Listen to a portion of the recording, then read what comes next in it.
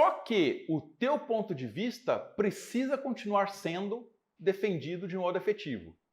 Portanto, você não pode se restringir a determinada situação que não é conhecida pelo teu interlocutor. Certo? Aí você poderia falar para mim, Marcelo, mas às vezes algum acontecimento histórico que posso ter como conhecido por todo mundo, o meu interlocutor não vai ter esse conhecimento. Mas tem uma diferença entre um acontecimento global que afeta várias pessoas e um acontecimento particular relacionado só àquela situação, àquela particularidade em que você se encontra. Então, é este tipo de diferença entre acontecimentos que você precisa se atentar. Eu tenho que seguir o caminho do... Não, você tem que seguir o teu caminho. O corretor não está para julgar... Presta atenção, o corretor não está para julgar se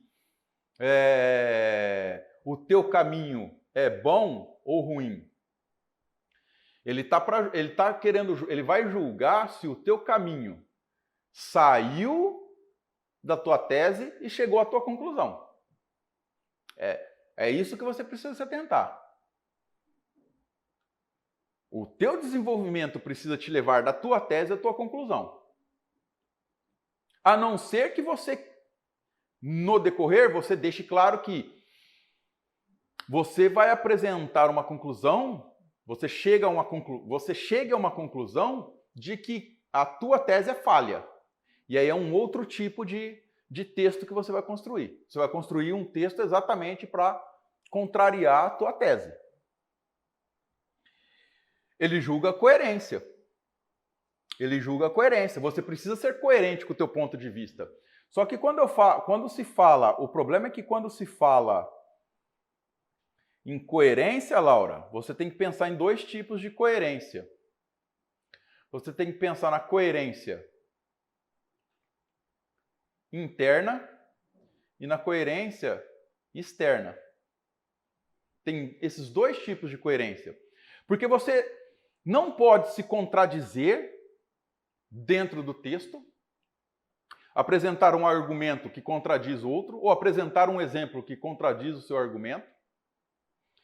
E você não pode se contradizer externamente, ou seja, com o mundo. Então, sei lá, um exemplo bem nada a ver, assim, só para ficar bem claro. Você dizer que a Estátua da Liberdade é rosa. Cara, não tem uma referência no mundo isso. Então, é uma contradição. Você não pode fazer isso. E aí, voltando, você não precisa adivinhar os argumentos que o corretor quer que você ir embora. Veja bem, quando uma banca prepara uma prova, ela já sabe, ela já pensa mais ou menos quais caminhos podem ser seguidos. Uma boa banca de prova, de redação, ela já tem isso em mente. Bom, a gente apresentou este tema com estes textos de apoio, com essa coletânea. Eles têm mais ou menos uns 5, 6 teses ali possíveis, eles têm uns 5, 6 caminhos possíveis ali. A banca mais ou menos tem essa noção. Evidente que se você apresentar lá algo diferencial, inclusive, chega até a surpreender a banca, que é uma coisa que ela não pensou antes. Quer dizer, existe essa possibilidade mesmo? E aí a importância dos teus argumentos. Porque se é algo que você apresenta que estava fora daquela que a banca tinha pensado como possibilidade de existência, de desenvolvimento, e você consegue corroborar aquilo que você disse, é uma puta sacada, porque aí a tese vai falar, o cara fugiu do lugar comum, ele não está naquele mesmo caminho que todo mundo pensou, naquela mesma abordagem que todo mundo vai ter. Então, isso também é um diferencial. Portanto, vai muito da leitura que você tem do tema. Entendeu? Então, essa é uma questão importante. Qual leitura você tem do tema? Rigor ao esboçar o plano.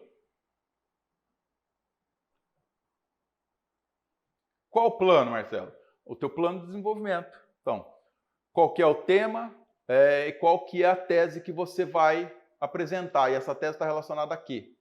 E aí lá no desenvolvimento é que você vai trabalhar mais especificamente os argumentos em si, discutindo esses argumentos e exemplificando esses argumentos. E fluidez. Fluidez está relacionada à estruturação da sentença. Às vezes você tem construção de parágrafo cortado, você tem uma sentença, um período lá, aí de repente você parece que o aluno escreveu, quis fazer um período subordinado, mas este daqui não está relacionado propriamente dito de uma forma bem feita, bem estruturada gramaticalmente com o anterior. E aí você quebra. Então você não tem uma fluidez. A hora que o leitor vai ler, ele vai falar, tá, mas peraí, essa parte aqui, este período, não está relacionado com o anterior. E não está relacionado com o próximo. Então fica meio deslocado no parágrafo. E isso interfere na fluidez. O texto parece que não sai, que você precisa ficar seguindo, precisa ficar lendo, voltando para tentar entender o que está sendo dito. Isso, a coerência é fundamental.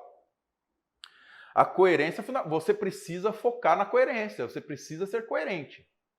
Entendeu? Coerente com aquilo que você está dizendo. Isso é fundamental.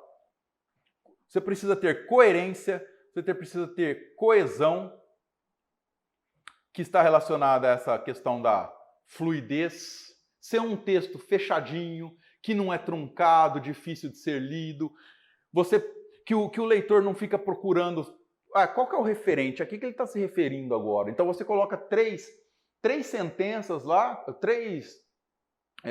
exemplo, 3 nomes, e aí você vai usar você vai escrever uma sentença que vai se referir só a um deles. Se você não fizer a referência anafórica correta, o leitor vai ficar meio perdido. Fala, tá, mas ao que ele está se referindo aqui?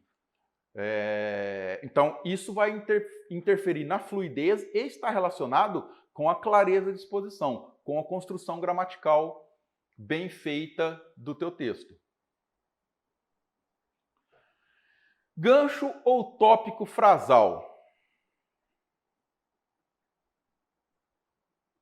São sempre as primeiras frases de um parágrafo introdutório. Por que chama gancho? É aquilo que vai trazer o tema para dentro do parágrafo, né? Como que você traz um tema para dentro do parágrafo? E lembre-se que em todo parágrafo, desde a introdução até a conclusão, o tema precisa aparecer ali diluído, né? Você não pode se esquecer disso. E como que você traz esse tema para dentro do parágrafo? Exatamente fazendo uso do tópico frasal.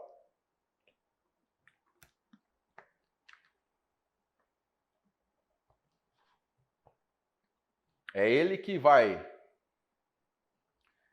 trazer o tema para a discussão.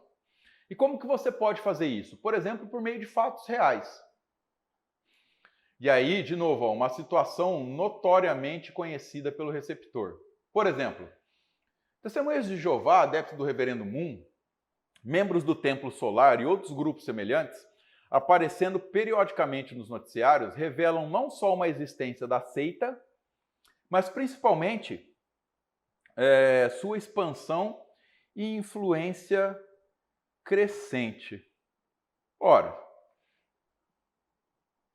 isso daqui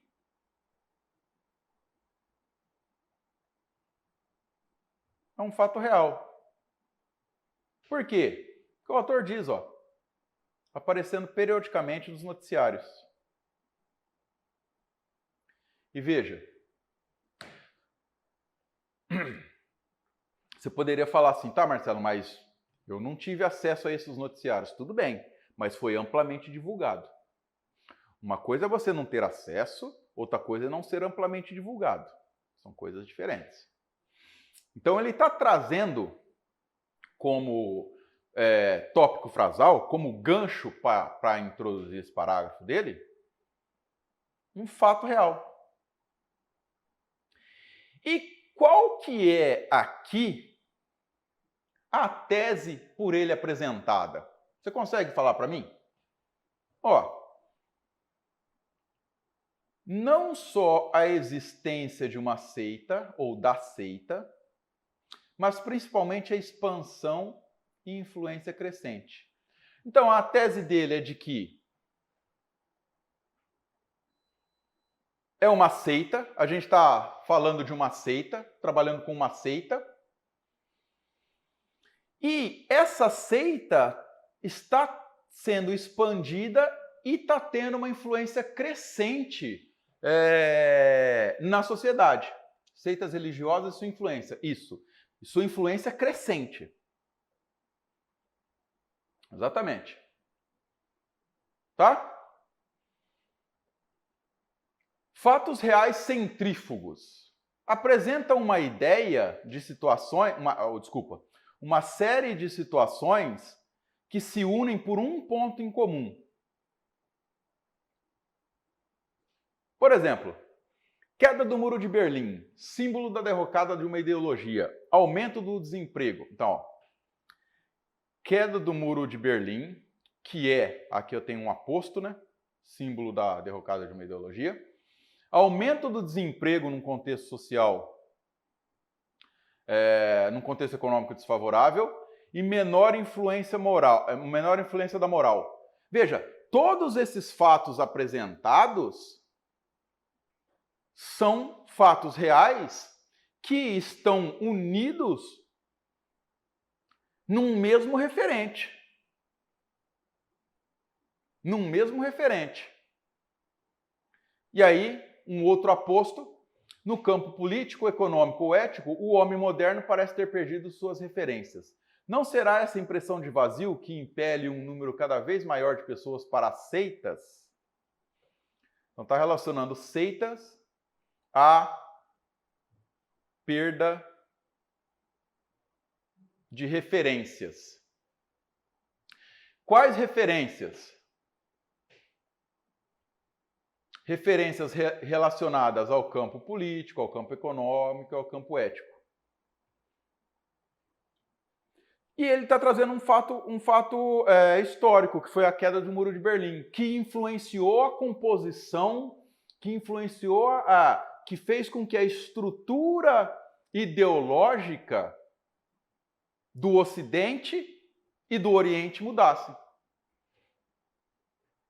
Então, todos esses fatos que ele trouxe estão unidos por um único ponto. Fatos reais ou noção de fugir de assunto. Aqui você tem que tomar cuidado pelo seguinte, às vezes você quer dar a noção que você fugiu do assunto e você foge do assunto, e aí é zero.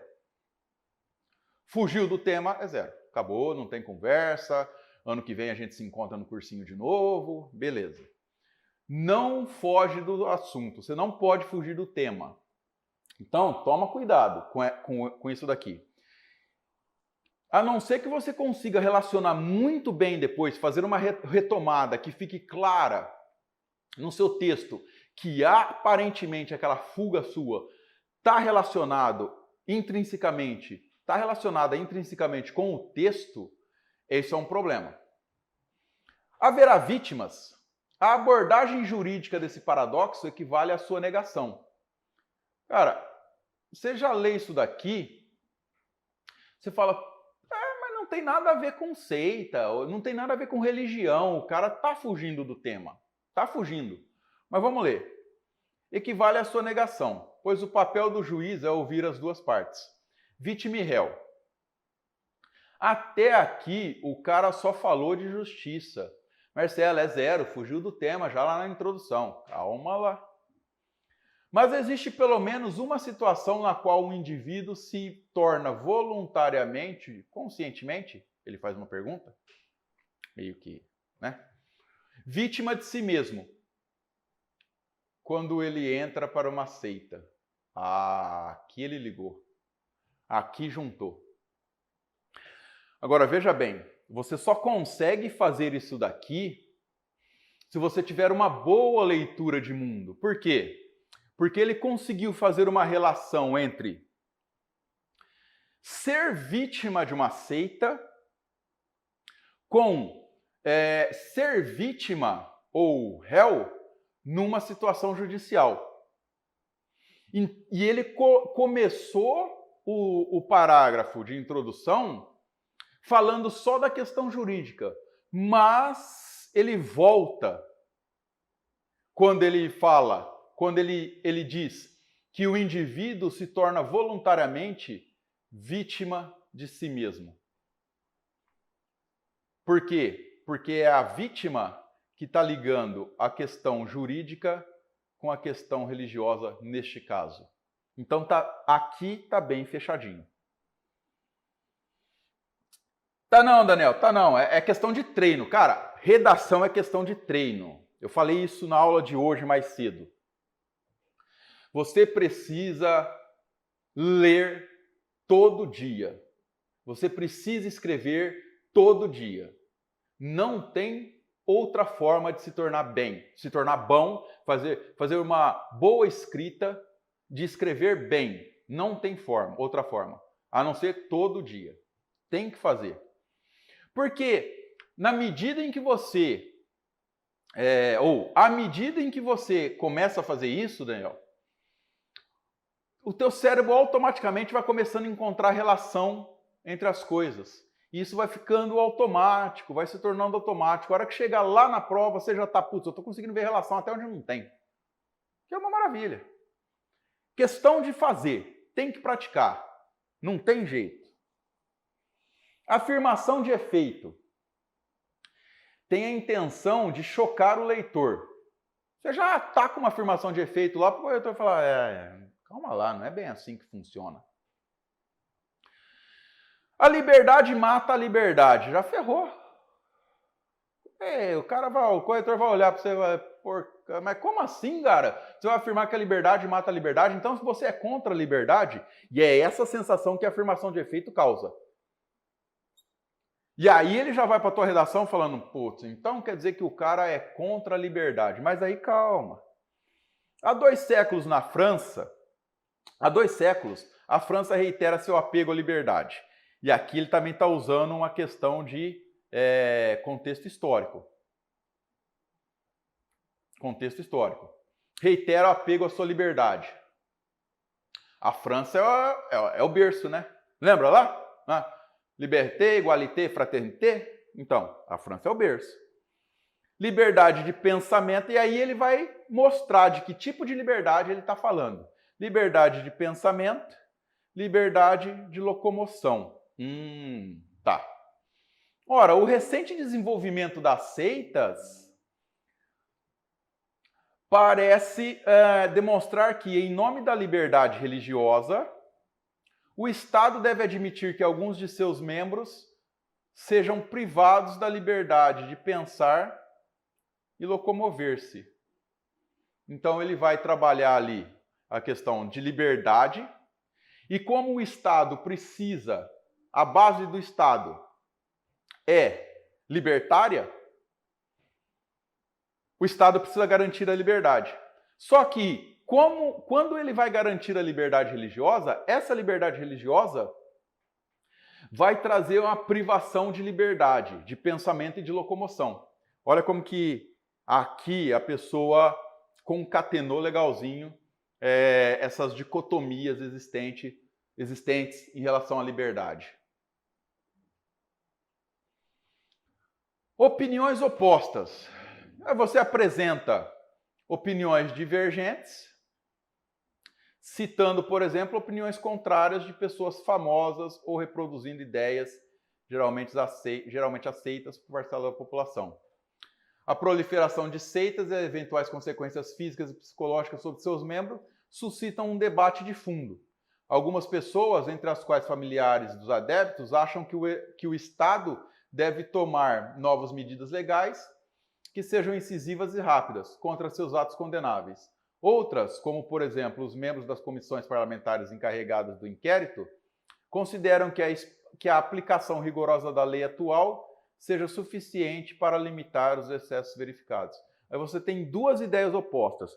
Apresentou ideias opostas, o teu desenvolvimento obrigatoriamente vai ter que passar pela discussão de ideias opostas. Já tenha isso em mente. Paradoxo. Basicamente, é muito semelhante ao procedimento anterior. Só que você vai apresentar uma ideia geralmente aceita e vai mostrar que ela é falsa. Como assim? A laicidade do Estado, princípio firmado desde o início do século XX, sempre o levou a impor sua neutralidade em questões religiosas. Garantia da liberdade fundamental, que é a liberdade de pensamento. Mas esse princípio de não intervencionismo agora se volta contra ele, impedindo qualquer repressão legal contra as seitas. Olha, por que é um paradoxo? Porque, como o Estado previu a liberdade religiosa, o Estado, por ser laico, ele não vai interferir nas coisas da igreja, e tendo que seitas também podem ser considerados como algo, não dá para... A denominação de o que é seita e o que não é seita é muito também complicado, né? Porque o que para alguns é seita, para aqueles que são membros das seitas, aquilo é uma religião. Então também é um terreno ali meio movediço, né? Só que a questão aqui é a seguinte, o Estado, ele é laico, então ele não interfere nas questões da igreja.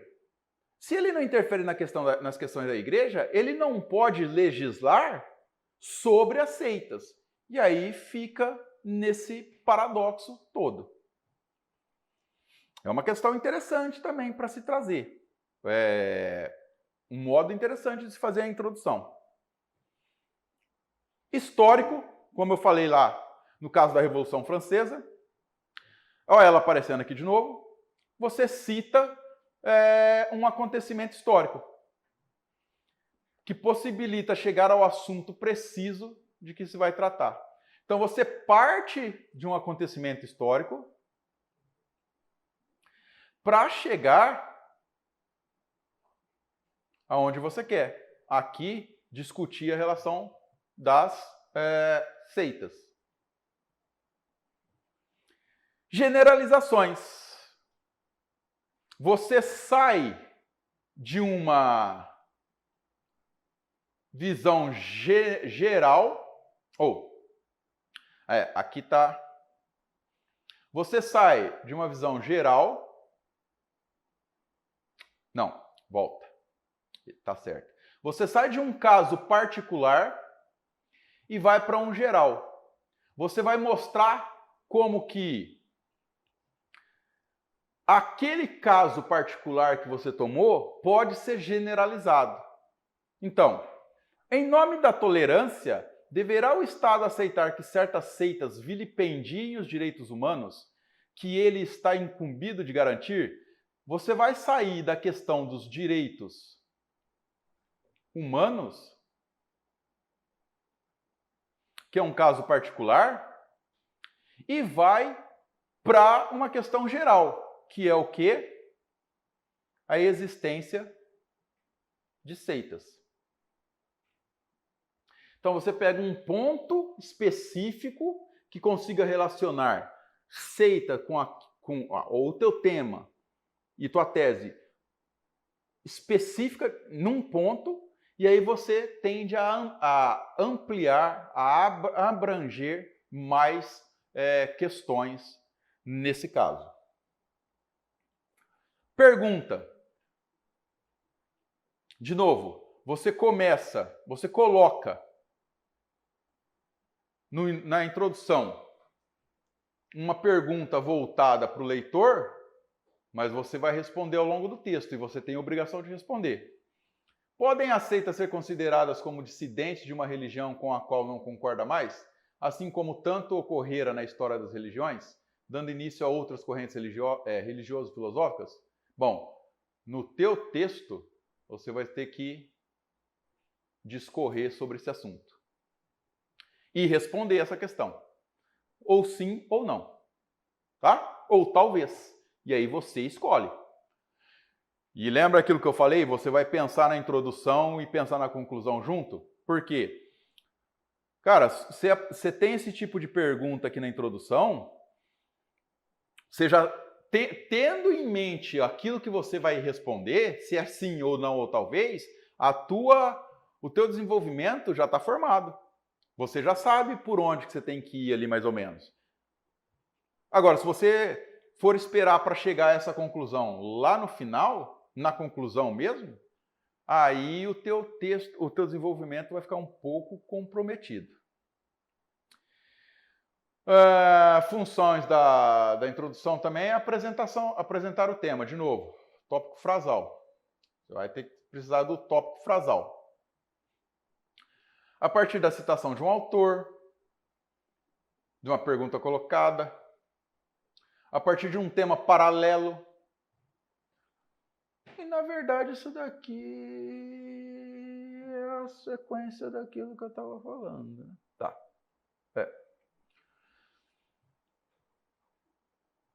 Citação de um autor. Cara, usa os textos que você lê para a prova. Tem a bibliografia exigida, não tem a leitura exigida? Tem. Faz aquela leitura não pensando só na prova de literatura. Usa aquela leitura para redação também. Às vezes você consegue pensar, ali na prova da redação, você consegue se lembrar de alguma coisa que você leu, você fez ali nas leituras, você consegue pensar e trazer. E aí você cita o autor. Isso mostra para a banca que você fez a leitura também bonitinha do texto. A partir da pergunta colocada. Então, essa pergunta. E você vai discorrer sobre ela. Tema paralelo àquele desenvolvido. De novo, não tem nada a ver, mas você faz com que tenha.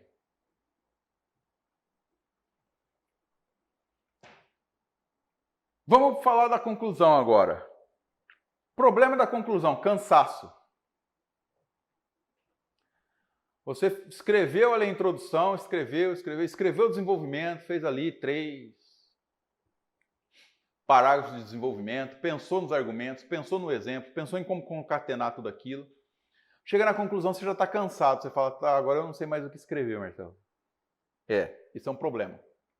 Por isso que você precisa planejar. Você precisa planejar o teu texto para não sofrer do cansaço. E falta de tempo. Isso daqui também pega, hein? Você está escrevendo tua redação, chega na conclusão para você finalizar, foi tudo bonitinho, de repente acabou o tempo, você precisa entregar a folha de prova. Aí, sinto muito, teu texto ficou prejudicado. Então, já pensa na conclusão de antemão. Não deixa para pensar na conclusão quando você for escrever a conclusão. E o que se espera da conclusão? Uma resposta para a problemática apresentada na introdução. Via de regra, você vai ter que dar uma solução para um problema. Via de regra, vão pedir para você solucionar algum problema. Ou você vai fazer uma reflexão sobre a concretização dessa resposta. Ou da tese apresentada. Você vai ter que chegar aqui que a tua tese levou. Então você mostra uma resposta clara, sim ou não, ou precisa de ser mais discutido. E o porquê. E aí você vai retomar de leve as ideias centrais, de novo, ideias centrais do desenvolvimento. Você não vai retomar nenhum argumento aqui na conclusão, hein? Você vai retomar as ideias centrais do desenvolvimento. E aí você fecha o debate. O fechamento do debate é sempre com teu ponto de vista, que é a tua tese, e destaca os problemas eventuais criados por essa conclusão. Nem sempre isso vai ser necessário, né? Nem sempre você vai precisar destacar problemas eventuais criados, você vai ter que mostrar que esses problemas podem levar a outros. Por quê? Porque você pode ter dois tipos de conclusão. As abertas, em que você faz ressalvas, como por exemplo os problemas criados, e você procura mostrar o que acontece num futuro imediato. E uma conclusão fechada, que é pontual. Sim, sim, não, não. Chegou a esta conclusão, acabou. Não acabou a discussão sobre o tema, mas acabou a discussão sobre a tua tese, sobre o tema. É uma coisa bem pontual, tá? Por isso que eu coloquei aqui, ela se apresenta como fechada para a perspectiva adotada na introdução. Então ela vai estar bem fechadinha ali. Se for aberta, você precisa mostrar essas ressalvas aqui.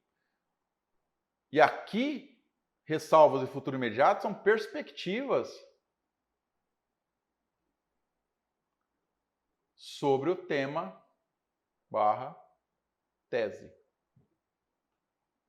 A problemática. Certo?